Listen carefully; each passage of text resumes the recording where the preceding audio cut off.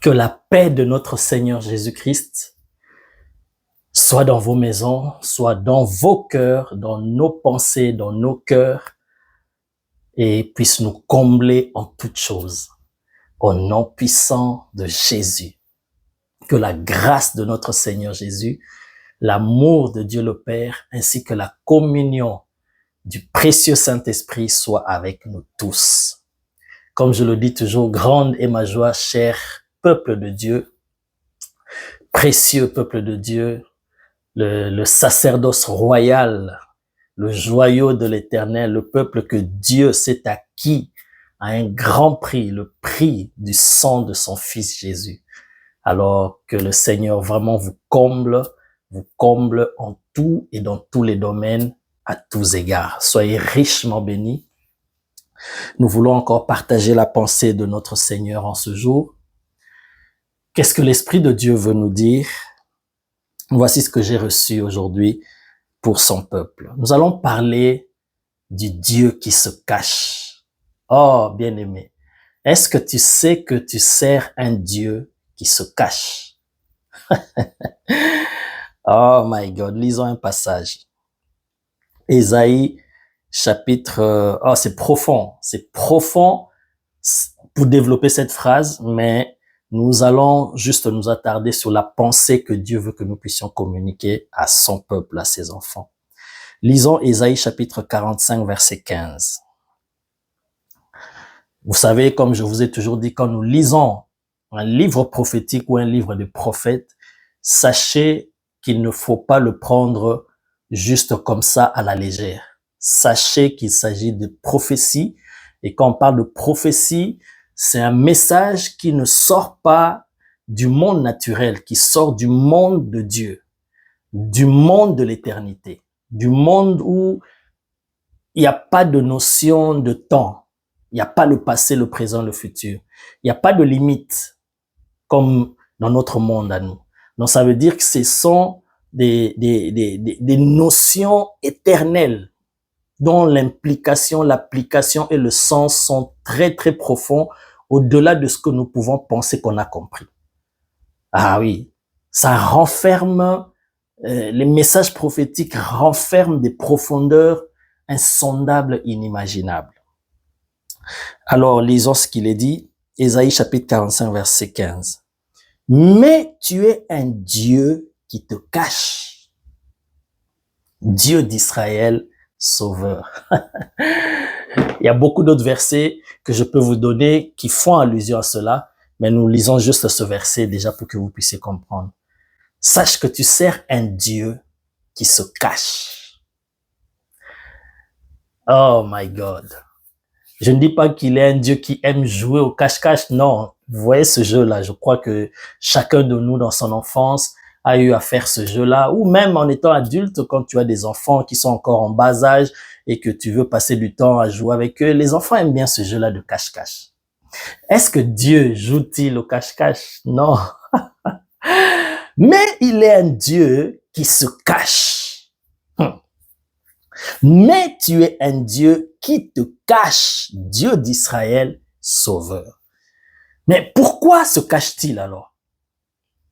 N'est-ce pas paradoxal, n'est-ce pas contradictoire à d'autres versets, par exemple, que nous lisons dans la Bible où Dieu nous demande, il demande à son peuple de le chercher. De le chercher et il se laissera trouver. Mais alors, si tu es un Dieu et tu veux ce Dieu-là et tu veux qu'on te cherche pour que tu te révèles, ça veut dire que tu veux te révéler à ton peuple. Tu veux te révéler à tes enfants et tu es prêt à te révéler à ceux qui te cherchent de tout leur cœur. Mais alors, si tel est le cas, pourquoi te caches-tu alors? On peut se poser ce genre de questions. Pourquoi se cache-t-il alors? Pourquoi choisit-il de se cacher s'il veut qu'on le connaisse, s'il veut qu'on le découvre, s'il veut qu'on le trouve? Si lui-même, déjà, sa propre volonté, c'est qu'il se dévoile à nous, qu'il se révèle à nous, qu'il se fasse connaître à nous. Et il désire cela. C'est sa volonté qu'on puisse le connaître. Mais alors, pourquoi il se cache? Pourquoi se cache-t-il? Oh my God. Oh, bien-aimé. Sachez ceci, je vais d'abord poser ce fondement. Je pense que j'en ai déjà parlé dans une des vidéos. Vous savez, les vérités bibliques ou les notions ou les vérités concernant l'être qu'on appelle Dieu sont d'une profondeur insondable. Et leurs applications sont infinies. Il y a des dimensions et des dimensions dans les choses de Dieu, bien-aimés. Une seule vérité peut avoir plusieurs applications. Une seule vérité biblique peut avoir plusieurs applications et peut même avoir plusieurs sens, plusieurs compréhensions, mais à des dimensions profondes illimitées. Je donne un exemple. Tu peux entendre un prédicateur dire quelque chose, parler d'une vérité dans la Bible, et il dit que voilà, on explique ça de telle manière. Une révélation, par exemple, qu'il présente sur une vérité. Et tu vas entendre un autre prédicateur sous la même vérité donner un autre sens ou une autre application. Ce n'est pas forcément que les deux se contredisent. Ce n'est pas forcément que l'un est dans le faux et l'autre est dans le vrai. Non. Il se peut aussi que les deux disent la vérité, mais à des dimensions différentes. Je pense que nous comprenons ce que l'Esprit de Dieu veut nous communiquer. Donc, dans les choses de Dieu, il y a plusieurs applications parce qu'on parle là d'un Dieu qui est éternel et infini. Lorsqu'il dit quelque chose, la chose peut avoir plusieurs applications. Pourquoi Dieu se cache-t-il? Oh my God. Sans entrer dans la profondeur, et parce que ce n'est pas le but du message d'aujourd'hui, j'aimerais juste te dire que c'est parce que Dieu n'avait pas d'autre choix que de se cacher pour permettre à la création d'exister. Ah, ce sont des mystères que Dieu m'a permis de saisir et il m'a consigné de les mettre par écrit. Ça fait déjà quelques années qu'il m'a mis à cœur d'écrire un livre dont le titre est, j'en ai déjà parlé aussi dans une des vidéos, le mystère de Dieu et de son bienveillant dessein. Et dans ce livre-là, l'Éternel m'a amené vraiment à parler des choses profondes et qui vont répondre à beaucoup de questions que les enfants de Dieu se posent, à comprendre et à percer beaucoup de mystères. Ce livre te permettra de comprendre qu'est-ce que Dieu faisait avant la création, où est-ce qu'il était, qu'est-ce qu'il faisait, et pourquoi il a créé le monde, d'où lui est venue cette idée, pourquoi il a eu cette idée, c'est quoi la finalité de la création, c'est quoi le sens, c'est quoi même le but de la création, l'homme, c'est quoi l'idée de Dieu. C'est ça, donc parler du bienveillant dessein de Dieu. Et c'est quoi la finalité? Où est-ce qu'on va avec tout ça? Et comment Dieu a procédé pour faire la création? Comment il a établi? Oh my God, c'est un livre profond qui te donnera des lumières sur Dieu et tu comprendras l'œuvre de Dieu, comment il fait, pourquoi il procède de telle manière, pourquoi il fait les choses de telle manière, pourquoi il ne fait pas ça, pourquoi il n'a pas fait ça, pourquoi il a fait les choses de telle manière. Et donc, tu vas comprendre beaucoup de choses. Alors, donc, sans entrer dans les détails, j'aimerais déjà te dire que Dieu est un Dieu qui se cache parce qu'il n'a pas d'autre choix que de se cacher. Parce que si il se révèle pleinement, tel qu'il est dans son essence. Oh my God. S'il se révèle tel qu'il est, dans son essence divine, aucune création, aucune créature ne peut subsister à côté, ni même exister. Il n'y aurait même pas de création. Voilà pourquoi il doit se cacher, il doit se voiler pour permettre à la création d'exister. Et après, oh my God, et après, il ôtera ce voile-là. Mais pourquoi il ôtera ce voile? Quand est-ce qu'il ôtera ce voile? Et pourquoi il ôtera ce voile à un certain moment donné? Donc tout ça, comme j'ai dit, je te mets déjà l'eau dans la bouche. Ce sera mis dans ce livre-là, un livre puissant, un livre qui te permettra de comprendre les voies de Dieu, de connaître les voies de Dieu. Oh my God.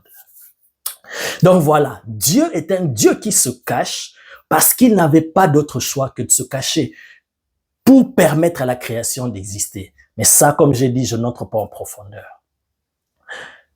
Mais une des raisons que l'esprit m'a poussé à développer aujourd'hui, une des raisons qui est aussi associée, vous allez comprendre, à ce que je viens d'expliquer ici comme profondeur de ce mystère, une des raisons, je dis bien, j'insiste, une des raisons, parce qu'il peut avoir, il y a aussi beaucoup d'autres raisons qui peuvent expliquer pourquoi Dieu se cache.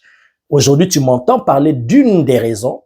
Demain, tu peux entendre chez un autre serviteur de Dieu, un autre enseignant, un autre docteur, parler d'une autre raison qui ne contredit pas ce que je dis aujourd'hui, mais qui se complète. Comme je vous ai dit dans l'introduction, une seule vérité biblique peut avoir beaucoup d'applications et beaucoup de sens, beaucoup de révélations qui ne se contredisent pas, mais qui se complètent.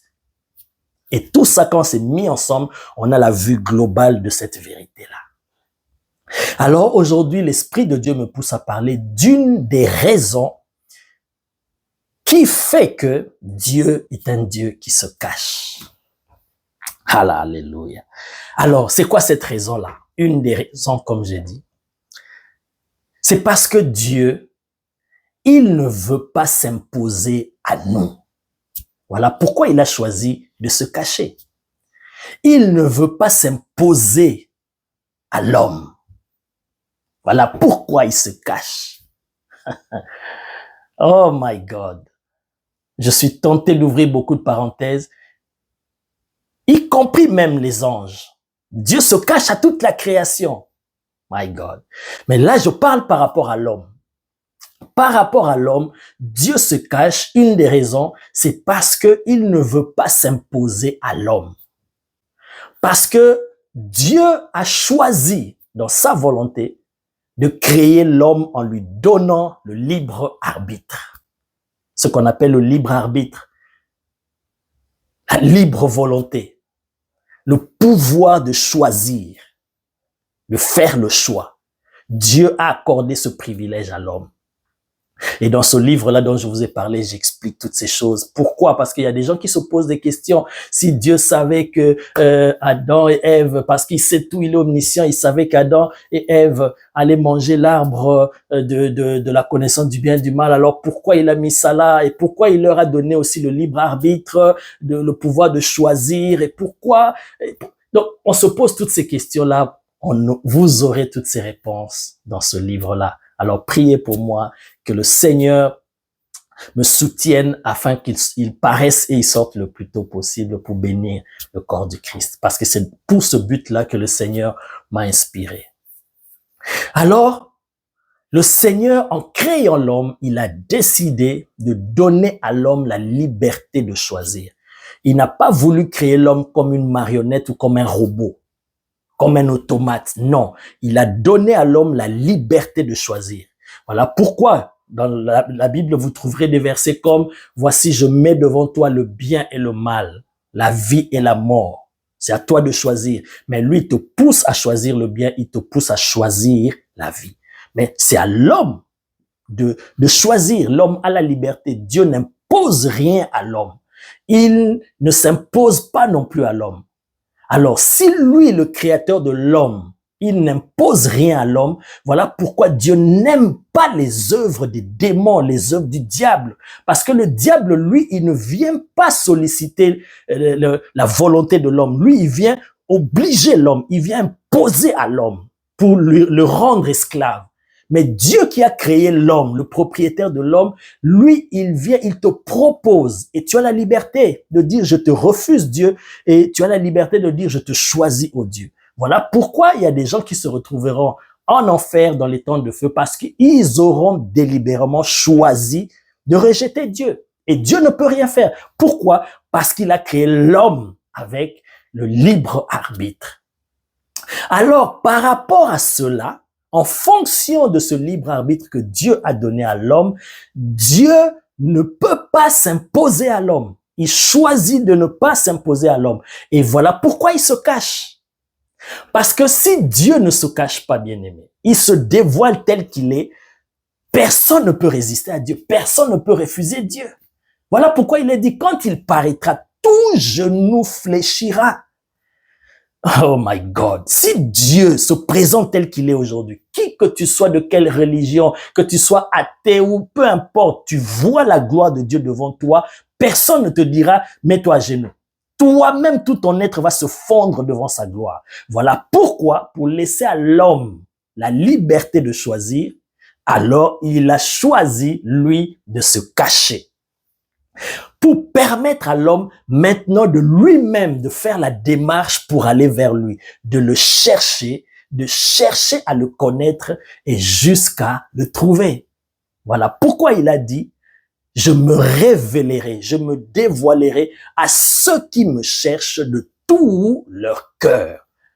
Parce que Dieu ne veut pas qu'on l'aime, qu'on le serve comme des robots, sans conscience, mais qu'on le serve, qu'on l'aime, qu'on se donne à lui par amour, parce qu'on aura décidé, on aura choisi volontairement de le servir. Alléluia.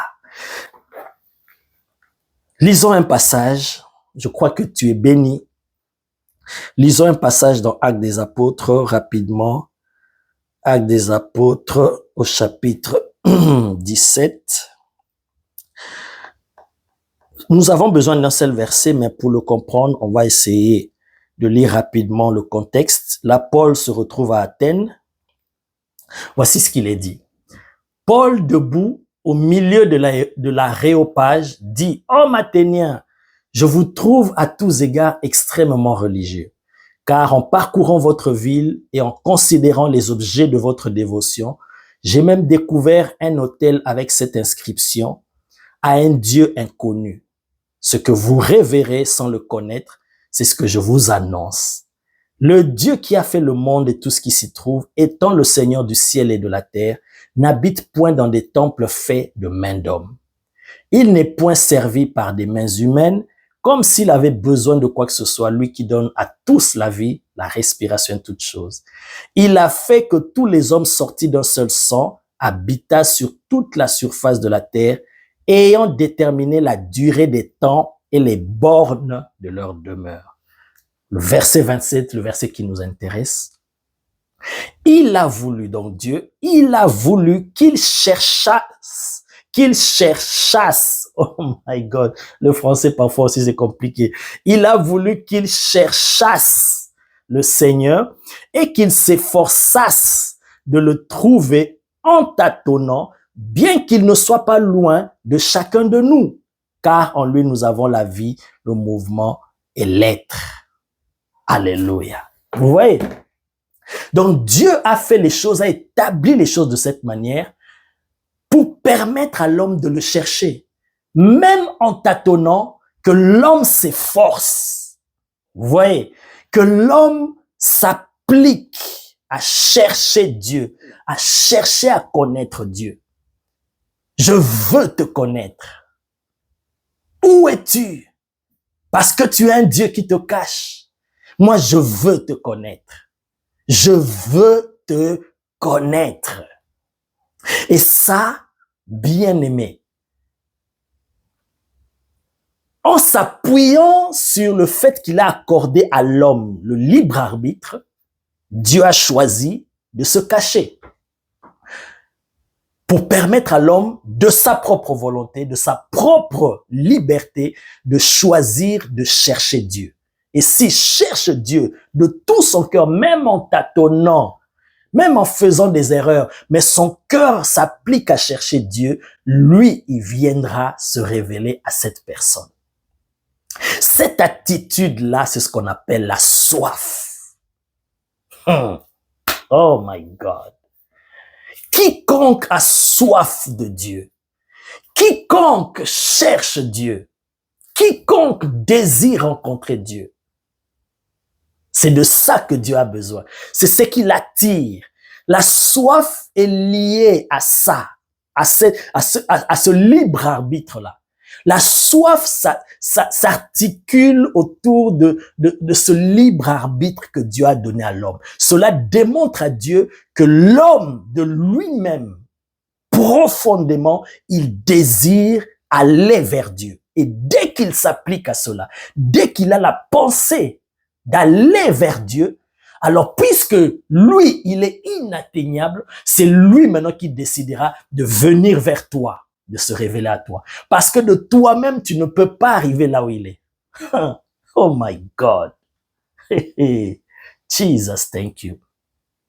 Dès l'instant qu'il voit ce mouvement-là en toi, qu'on appelle la soif, qui s'articule sur ton libre arbitre, quand Dieu voit ce désir-là dans ton cœur, cette pensée-là, commencer à chercher à le connaître, Dieu maintenant, lui qui se cache, il vient se dévoiler à toi. Maintenant, quand il vient se dévoiler à toi, quand il vient enlever le voile, quand il vient se faire connaître à toi, il viendra de manière à ce que tu le supportes dans la manière dont il se dévoile à toi.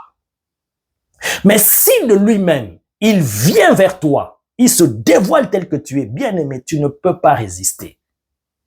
Personne ne pourra résister. Personne. Mais lorsque toi, tu désires le connaître, tu manifestes cette soif-là, il viendra, il se dévoile à toi. Bien-aimé, pour résumer brièvement le message que le Seigneur a mis dans mon cœur pour toi, c'est que tu aies soif de Dieu, que tu le désires, que tu cherches à le connaître. My God. Parce que il est un Dieu qui se cache, un Dieu qui se voile. S'il ne se dévoile pas, tu ne peux pas le connaître. Et il va se dévoiler, se faire connaître seulement à ceux qui le recherchent de tout leur cœur, de ceux qui ont soif de lui, de lui, de lui. Alléluia.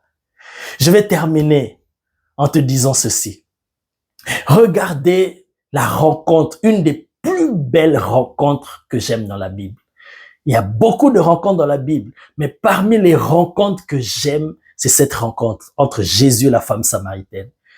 Et l'autre rencontre que j'aime, c'est la rencontre entre David. Oh my God, entre David et Abigail. Oh, quand le Seigneur le permettra, quand nous parlerons des personnages bibliques, je vais parler de cette rencontre-là. Vous allez aimer la Bible, vous allez aimer les choses de Dieu. Parce que on va tirer des leçons là. Oh my God, thank you. Jésus rencontre la femme samaritaine. Écoutez, bien-aimés. Je vous ai déjà parlé de ça.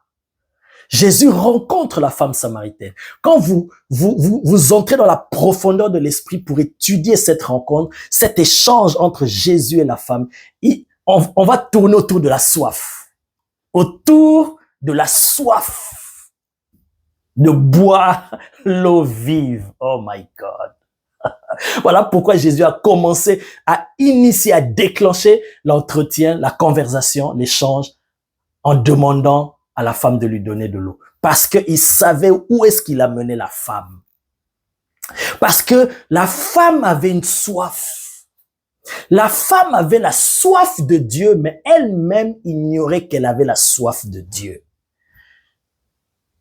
Mais le diable l'a réorientée maintenant vers autre chose qu'elle pensait pouvoir combler cette soif-là en courant, en changeant les hommes, en allant vers les hommes. Or, la soif qu'il y a dans le cœur de l'homme, ce vide-là que Dieu a mis dans le cœur de l'homme, personne ne peut le combler si ce n'est Dieu lui-même. Aussi longtemps que tu n'as pas encore rencontré ton Créateur, ce vide-là qui est en toi, personne, rien ni personne ne peut combler. Aucun plaisir de ce monde, rien, aucune richesse, même pas des millions, des milliards, des fortunes colossales, des palais, des châteaux, des voitures, des jets privés, rien de ce monde, rien ni personne ne pourra combler la soif que l'être humain. Vous savez pourquoi? Parce que la Bible dit dans Ecclésiaste, Dieu a mis dans le cœur de l'homme, pas dans le cœur des chrétiens ou des croyants, dans le cœur de l'homme. Donc, chaque être humain qui vient sur la terre vient avec la pensée de l'éternité. La Bible dit dans Ecclésiaste, Dieu a mis dans le cœur de l'homme la pensée de l'éternité.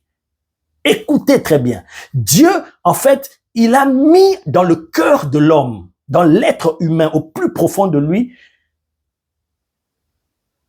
un espace infini, éternel. Ça veut dire, il y a que Dieu lui-même qui est éternel, qui maîtrise l'éternité, qui peut te combler. Oh my God, je sais même pas comment expliquer en des mots humains. Donc, dans l'homme, Dieu a élargi son cœur au point que il y a que l'éternité, les choses éternelles qui peuvent combler ce cœur-là. Donc, si tu prends les choses passagères de ce monde, ça va remplir, mais ça va jamais te combler parce qu'il y aura toujours un vide, parce que l'espace est trop grand. Tout ce qui est éternel n'a pas de limite, ni dans le temps, ni dans l'espace. Oh my God. Et cette femme-là était à la recherche de Dieu, mais sans le savoir. Et le Dieu des cieux, ayant vu cela, a dépêché Jésus pour combler le seul qui peut combler le vide qu'il y a dans le cœur de l'homme. La soif qu'il y a dans le cœur de l'homme.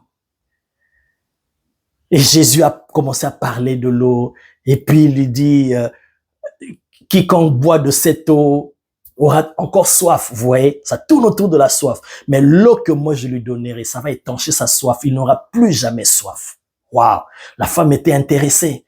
Parce qu'au plus profond d'elle, inconsciemment, elle avait soif, elle avait besoin de quelque chose pour étancher sa soif. Et elle a rencontré un homme qui l'a menée dans cette direction-là. Et puis, vous connaissez bien l'histoire. Jésus lui dit, appelle ton mari. Elle dit, je n'ai point de mari. Jésus dit, tu as bien dit parce que tu as eu 5 maris et le 6e, celui avec qui tu es, n'est pas ton mari. Et la femme était troublée. Elle a dit, mais tu es prophète. Je vois que tu es prophète. Elle a profité pour poser des questions à Jésus. Où est-ce qu'il faut adorer? Parce que vous, les Juifs, vous dites que c'est à Jérusalem. Mais pour nous, nous savons que c'est à cette montagne. Jésus a dit, femme, crois-moi, l'heure vient où ce ne sera ni sur cette montagne ni à Jérusalem. Mais le Père est en demande. Il cherche des adorateurs qui l'adoreront en esprit et en vérité. Oh my God. Dieu cherche des adorateurs, des hommes et des femmes qui vont le servir en esprit et en vérité, qui vont entrer dans cette dimension-là où eux-mêmes, ils se donnent pleinement à Dieu. Et là, c'est en vérité. Ils ne seront plus obligés par quoi que ce soit, mais de leur propre cœur, ils se donneront à Dieu et l'adoreront. Il commence à expliquer à cette femme.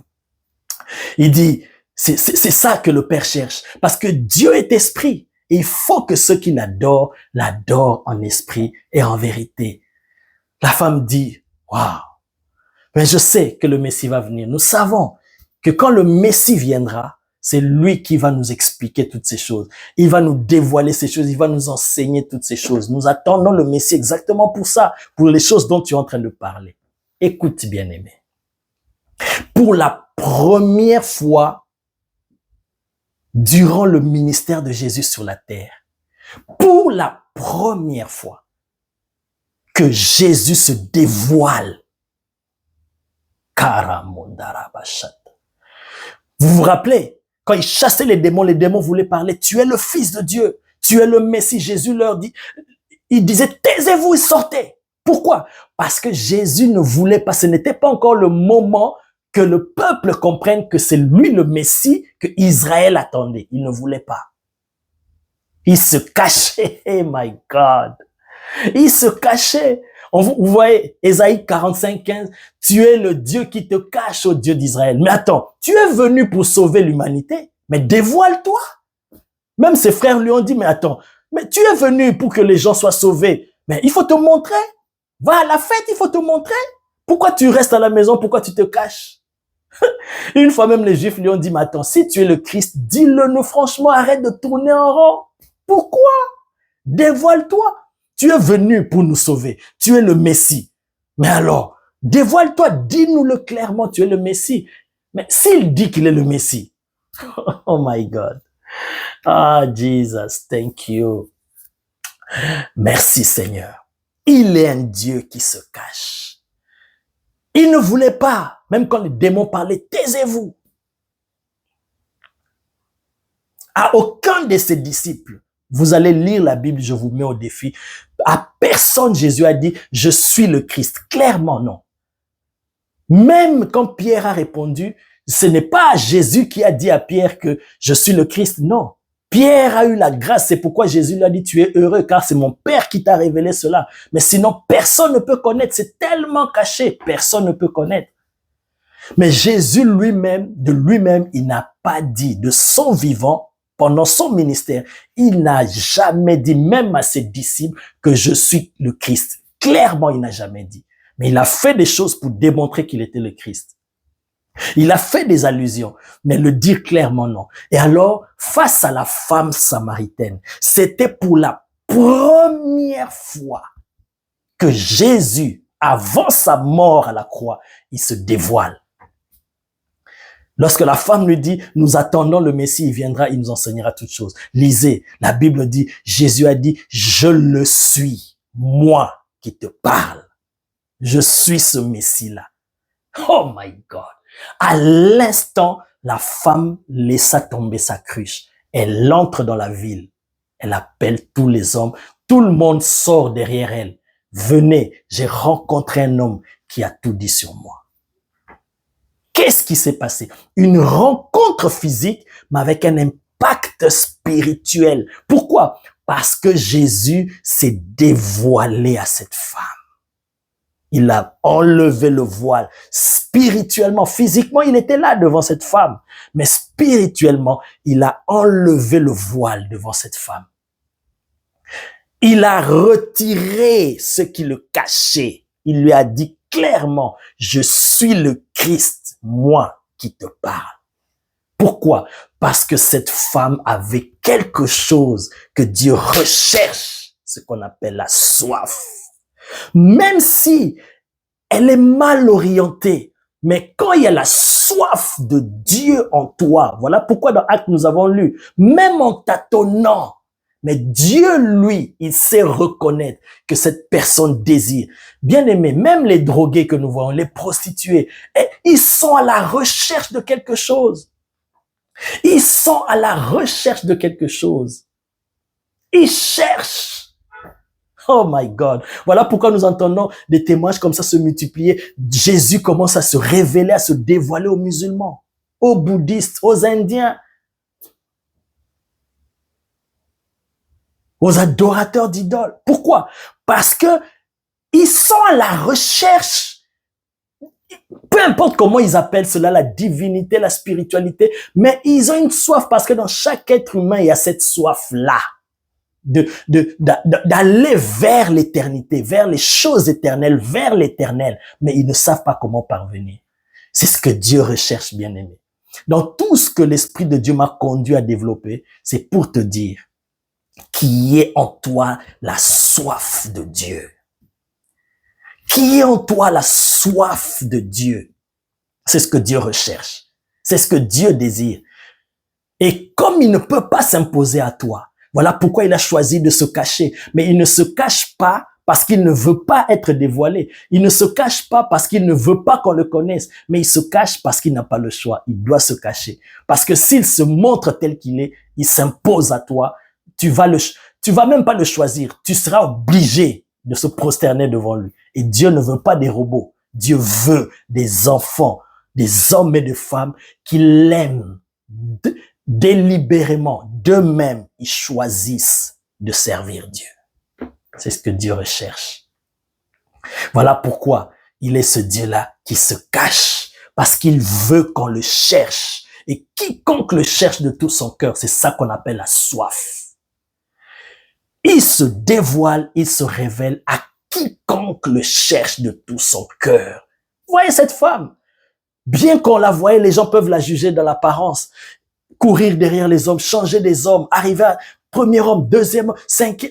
On l'a traité de tous les noms, vous imaginez. Mais regarde les questions qu'elle pose à Jésus. Vous sentez que c'est une femme qui avait soif de Dieu. Elle pose à Jésus des questions sur l'adoration. Oh Jésus. Thank you Jesus. Aie soif de Dieu. Dieu recherche cela. Des hommes, bien aimé, c'est le critère qui attire Dieu. Pourquoi Dieu est venu vers Gédéon alors qu'il y avait d'autres jeunes hommes en Israël? Pourquoi? Parce que Dieu a vu en Gédéon quelque chose qui l'a attiré et Dieu est venu vers lui. Pourquoi Dieu est venu vers Gédéon? Parce que Gédéon se disait, ah, ce qui nous arrive, si c'était à l'époque de nos pères, vraiment, tout ce que nos pères nous ont raconté, vous voyez, parce que dans son cœur, ça travaillait. Il priait sans le savoir. Il était en train d'invoquer Dieu. Oh Seigneur, où es-tu? Nous sommes dans cette situation. C'était cette soif-là, cette prédisposition-là qui a tiré Dieu vers Gédéon. Kamandara Boshata. Hikayaba. Pourquoi Dieu s'est révélé à Jacob? Pourquoi Dieu est venu vers Jacob? Et Jacob a lutté avec un homme, il ne savait pas que c'était Dieu. Pourquoi? Parce que Jacob s'est prédisposé. Je vous ai parlé de ça dans une des vidéos. Il a envoyé ses femmes, sa délégation en avant et il est resté seul. La Bible dit Jacob demeura seul. Il a créé une condition pour attirer Dieu parce qu'il avait besoin de Dieu. Il savait que son frère l'attendait là-bas pour le tuer, pour se venger. Et il avait besoin de Dieu. Et cette soif-là, cette prédisposition-là, cette mise en place qu'il a faite là, c'était pour attirer Dieu. Bien aimé, il y a des actes que tu peux poser. Il y a des choses que tu peux faire qui peuvent provoquer Dieu, qui peuvent démontrer à Dieu que tu as la soif. Je peux vous citer des exemples dans la Bible. Ce que Dieu recherche, c'est ton cœur. C'est la soif. Pourquoi? Parce qu'il t'a donné le libre arbitre. C'est à toi de choisir si tu veux Dieu, si tu veux aller vers Dieu, si tu cherches vraiment Dieu. Oui, parce que c'est ça que Dieu veut. Voilà pourquoi il se cache. Sois richement béni. Ma prière pour toi, bien-aimé, que Dieu, s'il n'y a pas cette soif-là en toi, tu es chrétien, mais tu ne sens pas cette soif-là, que Dieu crée cette soif-là en toi. Que tu commences à bouillonner dans ton cœur, à t'appliquer, à penser, à chercher Dieu. Et s'il y en avait, que Dieu augmente cela, intensifie cela, intensifie cette faim et cette soif en toi et en moi. C'est ma prière de tous les jours, bien-aimé. Augmente en moi la faim et la soif de toi, intensifie cela. Et quand je prie comme ça, parce que c'est la volonté de Dieu et parce que ça vient du fin fond de mon cœur, je le vois chaque jour et je l'expérimente. Voilà pourquoi j'arrive à attirer Dieu et il vient se révéler à moi, se dévoiler à moi et je le vois. Oh my God. Je veux que tu vives cette même expérience, que nous montons, comme je vous ai dit, dans les choses de Dieu, il y a des dimensions infinies. Il n'y a pas un niveau où tu t'arrêtes, voilà, ça y est, non. Il faut rechercher, je recherche encore des dimensions plus élevées en Dieu. Ça, c'est ma prière pour toi. Et pendant que je parle, l'Esprit de Dieu est en train de faire quelque chose dans ton cœur. Est en train de bouillonner en toi pour te mettre sur les rails, pour équilibrer, pour fixer ton libre arbitre, pour calibrer ton libre arbitre, de balancer vers Dieu. Et ainsi, bien-aimé, tu vas attirer Dieu. Et le Dieu qui se cache, pour toi, il ne va plus se cacher, il va se dévoiler comme à cette femme samaritaine. Tu auras la révélation de Dieu. Et cette femme-là, sa vie avait été complètement transformée parce que quiconque à qui Dieu se dévoile, se révèle, ah bien-aimé, tu ne peux plus rester la même personne. Une femme de mauvaise vie, de mauvaise réputation, après avoir rencontré le Christ qui s'est dévoilé à elle, elle entre dans la ville. Au lieu que les hommes s'éloignent d'elle, mais ce sont les hommes qui accourent derrière elle. Elle a la capacité, la puissance d'attirer des foules vers Jésus. Mandara Posata. Que Dieu fasse cela pour toi. Que Dieu fasse cela pour moi. Et que nous soyons des instruments utiles entre ses mains. Au nom de Jésus. Amen.